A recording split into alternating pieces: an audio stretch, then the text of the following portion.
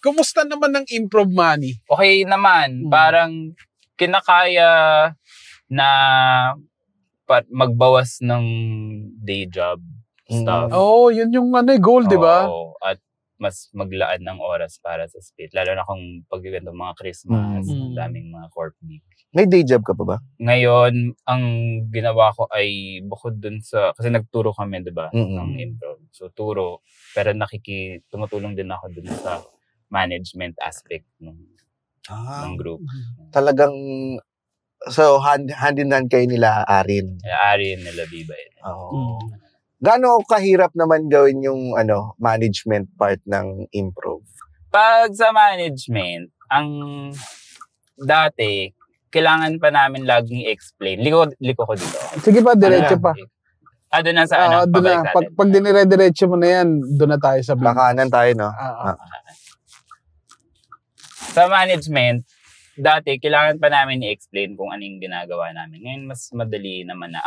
Ang mahirap ngayon, I would say, ay merong assumptions yung clients about what we do. As if they understand the craft more than we do. Parang didiktahan nila na, ganito, dapat ganito.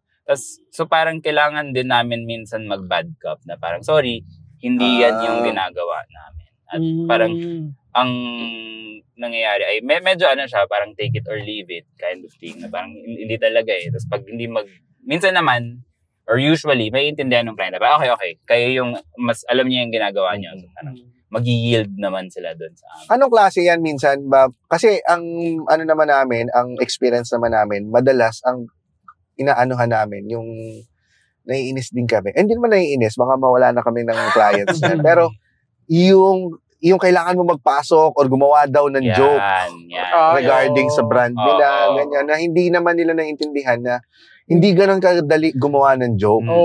Na pwedeng gumawa ng joke pero hindi exactly nakakatawa.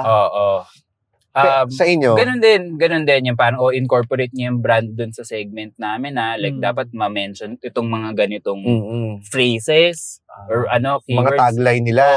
Katulad ng exclusive design. Power in every move.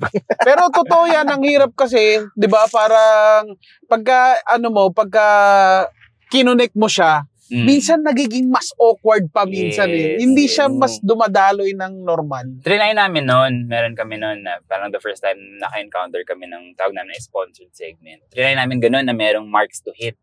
So after, dun sa checkout, dinibrief namin na parang ang gaspang pala. Ang gaspang sa player, at the same time sa amin na na-witness yun. Pilit. Ang gaspang, So in-adjust namin yung offering na pag sponsored segment, dito kayo, pwede namin incorporate yung brand, let's say, sa pagtatanong from the audience. So, let's say, kunyari, nakasakay ka sa VinFast, saan ka pupunta? Parang gano'n. Let's say, sinabi, Tagaytay, kasi balita ko, abot sa Tagaytay ito Kayang-kaya in one charge. Tapos may charger pa doon sa Tagaytay. Diba? Balikan na yun, yung So, kunyari yan, Tagaytay. O di gagawa ng eksena gamit yung Tagaytay, pero hindi na necessarily tungkol sa joke sa VinFast, gano'n. Sa totoo, ganun din yung sa amin kasi parang ginagawa namin, sinesegue lang namin para lang mabanggit yung brand, pero hindi na yung ang punchline, yung brand. Yes. Kasi nararamdaman din ng audience pag parang pilit or hindi genuine yung pasok. Parang ganun din, parang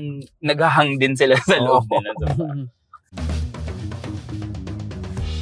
Sulit ang kulitan, bitin sa tawanan. Catch the latest episodes on YouTube, Spotify, or wherever you listen to podcasts. Dito lang sa Fast Lane with VinFast.